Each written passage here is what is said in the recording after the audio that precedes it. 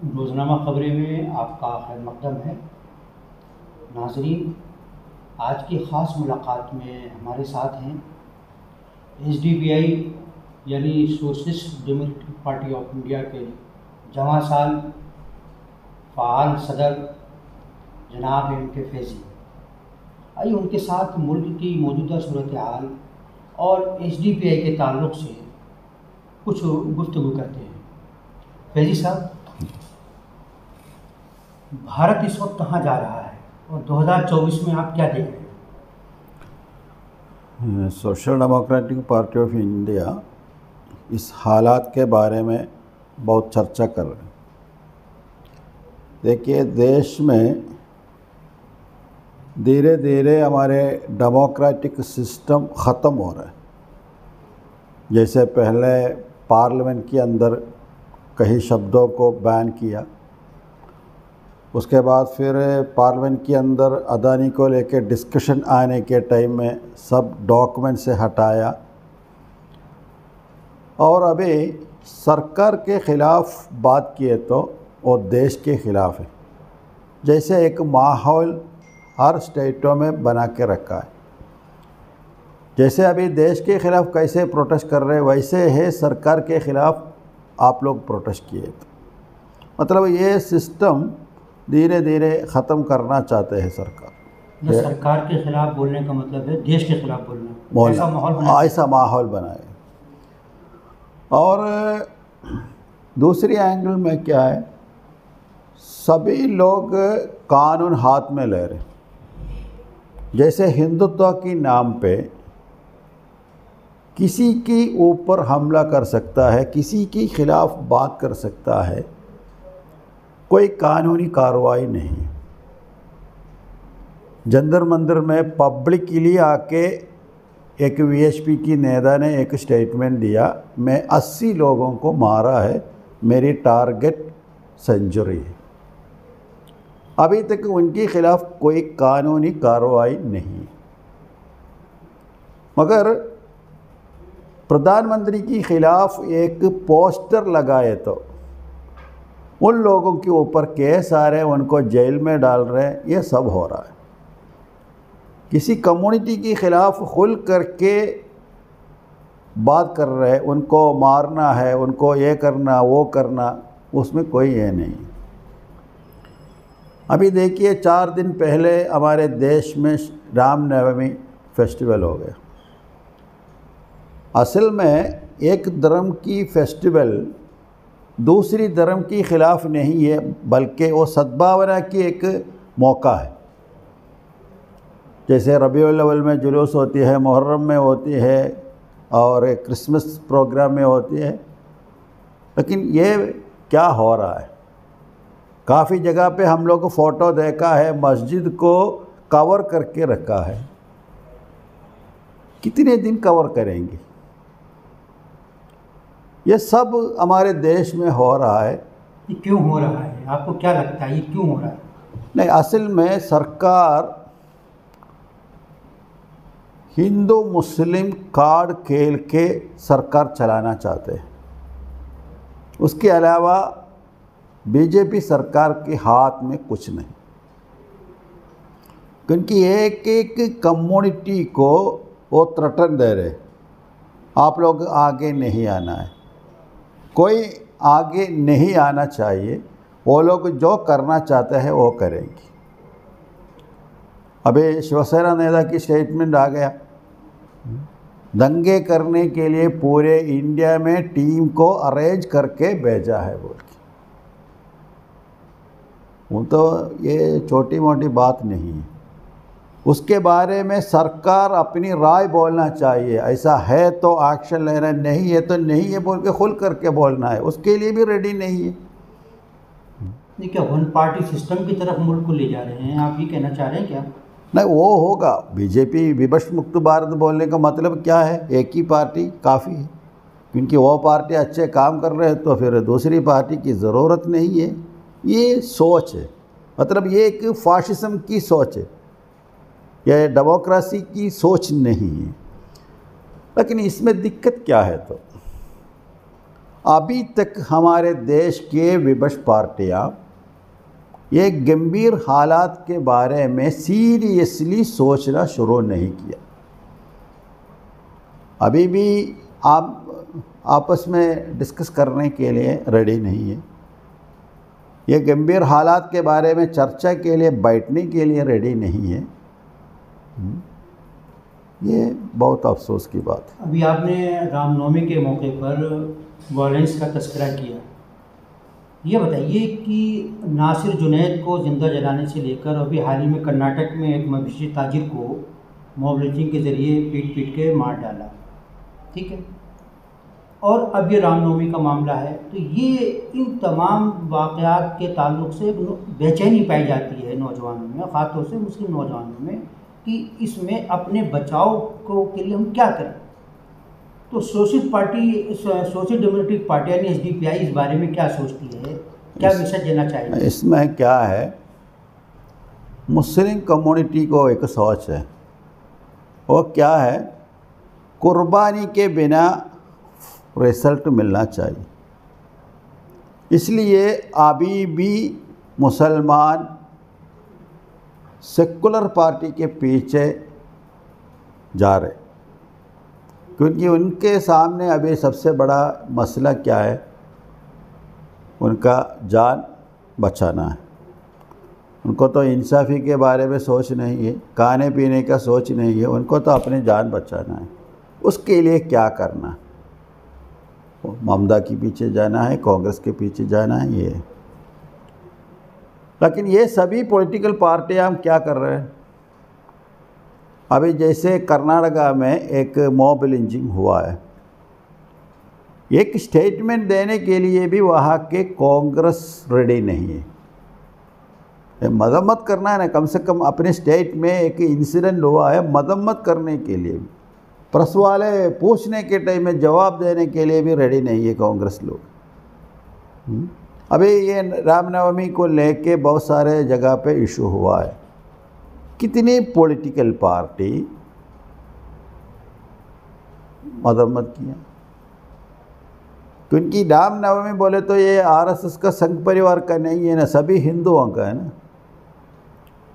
अपने भगवान के लेके ये हमला हो रहा है, राइट्स हो रहा है, तो कम से कम उसको मजम्मत करने का ड्यूटी है ना, जिम्मेदारी है ना, वो निभाने में ये नहीं है। उनकी तो जिम्मेदारी है। मेरा सवाल ये है कि SDPI, हाँ, मैं उसमें आ रहा हूँ।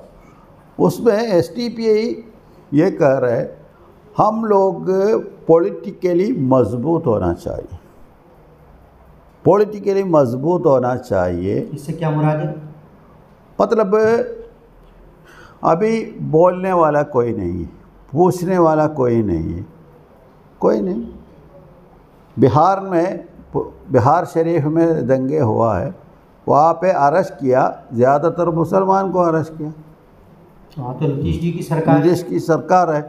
वो इसलिए है, नीतीश जी को पता है मुसलमान तो हमें वोट देंगे, क्योंकि मुसलमान को जाने की रास्ता नहीं है।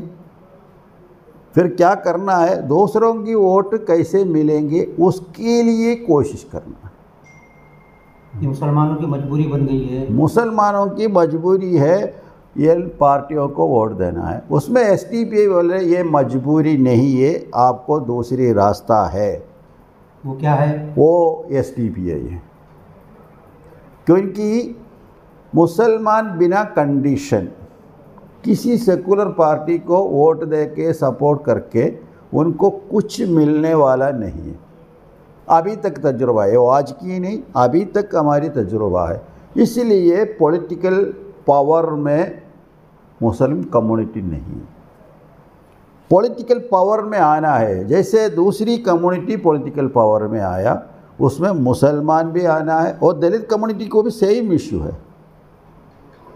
देखिए, किसी ज़माने में आपने जो बात कही कि SDPI पॉलिटिकली मजबूत जो है करना चाहती है, एक ज़माने में भारतीय जनसंघ और फिर BJP या RSS ये सियासी तौर पर अछूत पार्टियां मानी जाती थी, और आज इस मुल्क पे उनका कब्जा है। एसडीपीआई के बारे में भी एक परसेप्शन ये है कि उसको सियासी तौर पर अछूत कर दिया गया है, न तो कोई पॉलिटिकल पार्टी आपके साथ जो है अलायंस करती है, और जो मुस्लिम जमातें हैं वो भी एक डिस्टेंस एसडीपीआई से रखती हैं।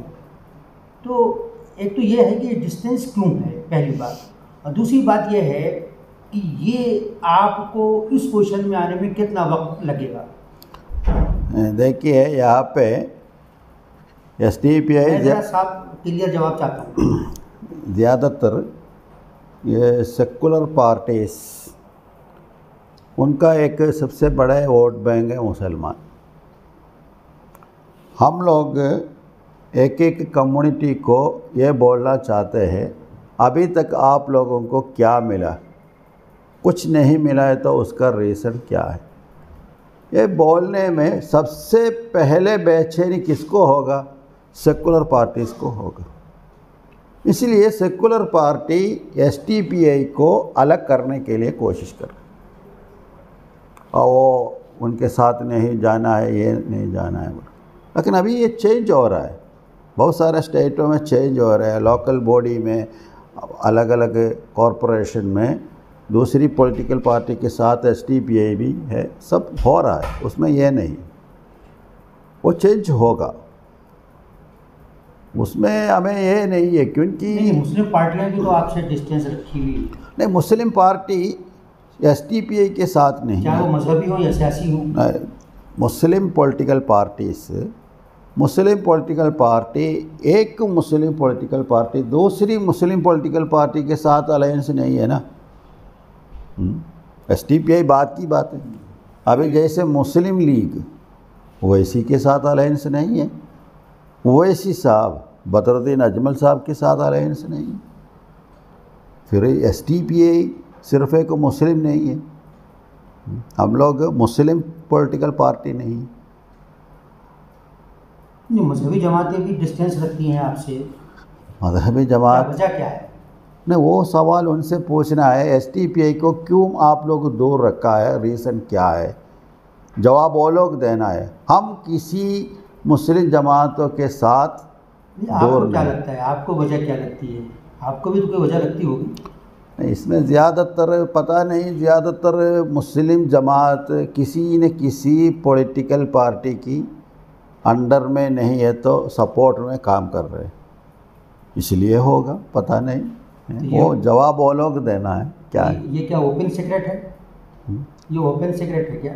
होने का चांस है, वो जवाब वो लोग देना है। लेकिन हम लोगों को, एसडीपीआई को किसी जमात के साथ कोई नफ़रत भी नहीं है, इख्तिलाफ भी नहीं है, कुछ भी। मतलब आप तो किसी के साथ भी उठने बैठने को तैयार हैं? आपकी तैयार है, अभी भी बैठ रहे, बात कर रहे हैं, उसमें ये नहीं।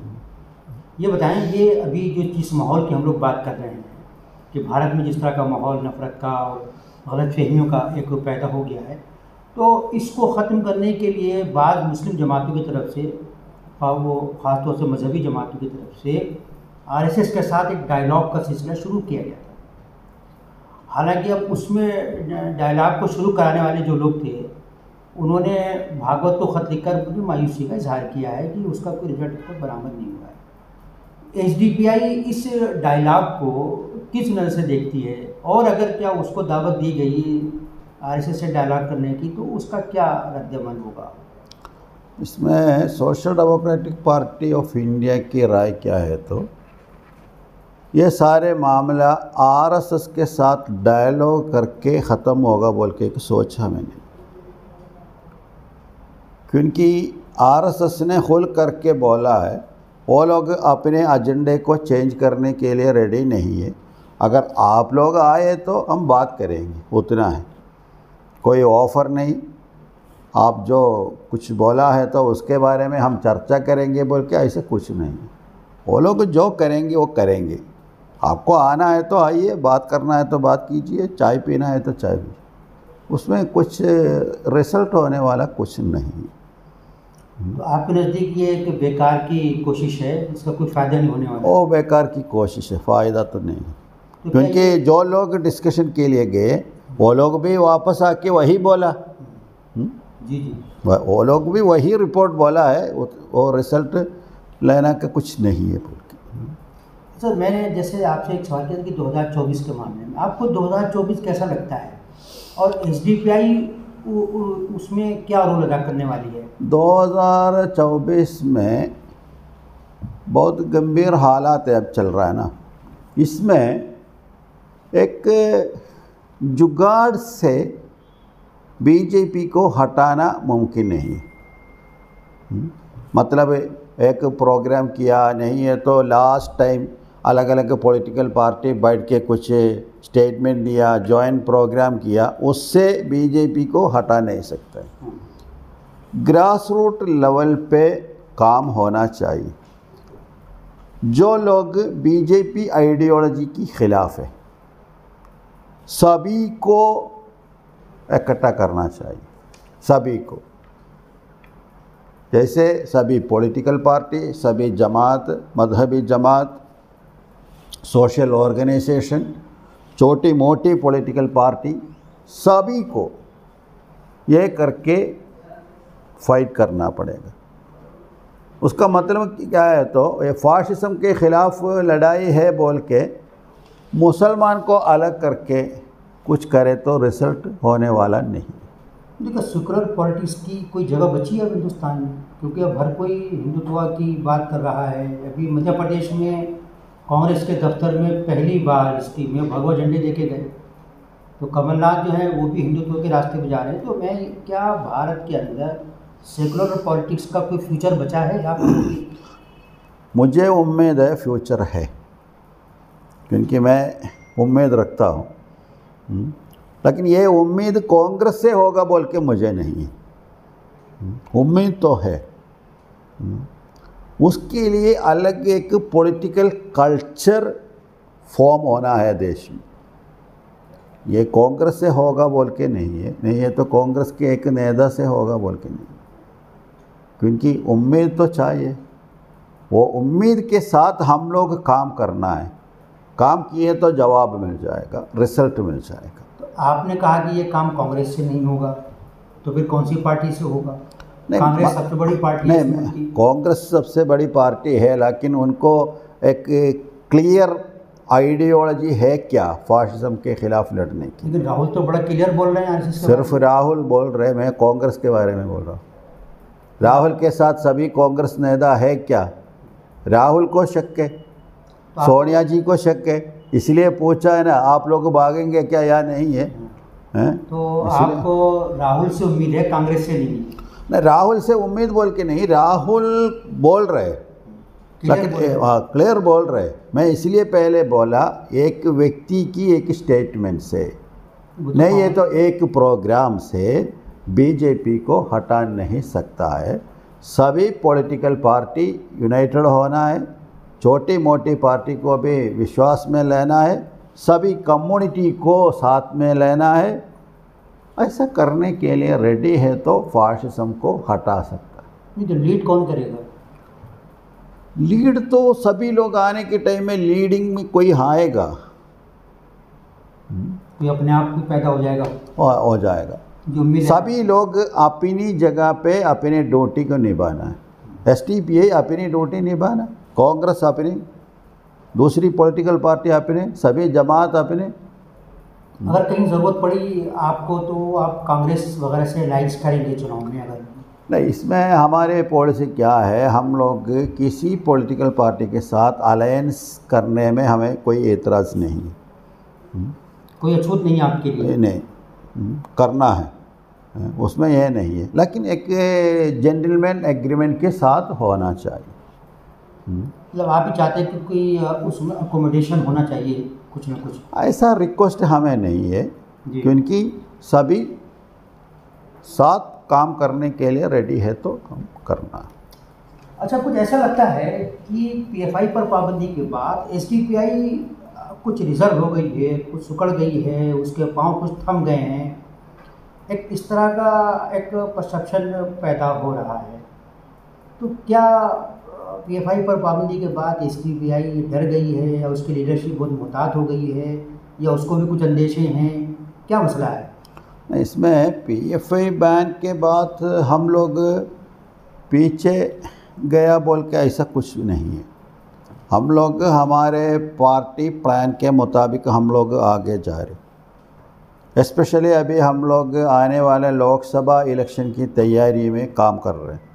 अभी पूरे इंडिया में हम लोग लीडर सबमिट किया है, सभी लीडरों को तैयारी किया है आने वाले लोकसभा इलेक्शन के तैयारी के लिए, और पार्टी मजबूत करने के लिए बीजेपी सरकार के ख़िलाफ़ और तेज़ी से प्रोटेस्ट करना है, वो करना है, सबके प्लानिंग चल रही है। मतलब पीछे हम लोग कदम नहीं रखा है। कोई डर या एहतियात डर तो नहीं है, क्योंकि हमारे पार्टी की नारा भी भूख से आज़ादी और खौफ से आज़ादी है। खौफ से सभी को आज़ादी देना है तो कम से कम हमें खौफ तो नहीं होना चाहिए ना, वो तो क्लियर है। तो ये क्या परसेप्शन पैदा किया गया है क्या, या वो पता नहीं कौन बोल रहा है ऐसा है बोल के। अच्छा, मीडिया का एक सेक्शन में इस तरह की रिपोर्ट आई थी कि जब PFI पर पाबंदी लगी थी तो इस तरह की खबरें भी आ रही थी कि SDPI पर भी पाबंदी लग सकती है, लेकिन कहा यह गया कि आने वाले चुनाव में मुस्लिम वोटों को बांटने के लिए SDPI का इस्तेमाल किया जाएगा, इसलिए उसको छोड़ दिया गया है। आप क्या कहते हैं इस बारे में? नहीं, इसमें एक पॉलिटिकल पार्टी को बैन कर सकता है या नहीं है, उसके बारे में एक चर्चा पहले होना चाहिए।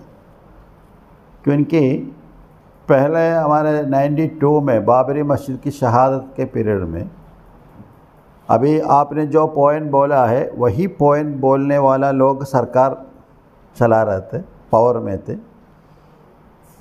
वो लोग RSS को बैन किया, बीजेपी को बैन नहीं किया। असल में बाबरी मस्जिद की शहादत के टाइम बीजेपी की नेता लोग वहाँ पे हाजिर थे, RSS के नहीं। फिर भी बैन RSS को किया है, बीजेपी को नहीं। वो रीज़न क्या है वो बताना है, क्या है बीजेपी को क्यों बैन नहीं किया, शिवसेना को बैन क्यों नहीं किया। शिवसेना भी खुल करके बोला हमारे बच्चे ने ये किया है बोल के।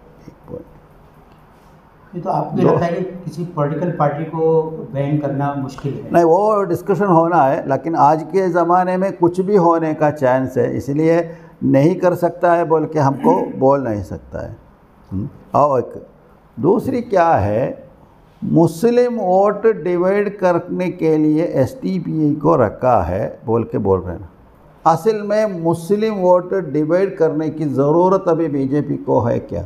खासतौर से कर्नाटक में, जैसे मैसूर में बहुत जोर लगा रही है बीजेपी। एक सीट में, मैसूर पूरे स्टेट में, कर्नाटका में नहीं है तो दूसरी स्टेटों में अभी बीजेपी को मुस्लिम वोट डिवाइड करने का ज़रूरत नहीं है।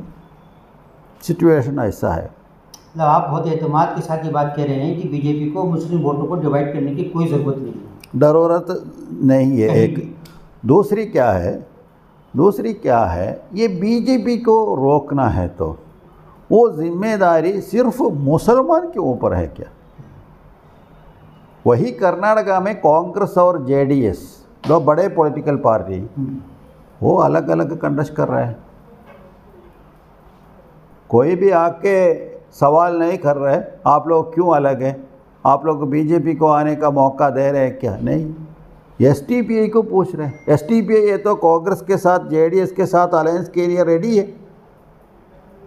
बीजेपी को फाशिज्म को रोकना है तो हम लोग यूनाइटेड होना है बोल के हम रेडी। तो आपके किस पॉलिटिकल पार्टी से मधुर संबंध हैं? ऐसा किसी पॉलिटिकल पार्टी के साथ ऐसा एक संबंध नहीं है।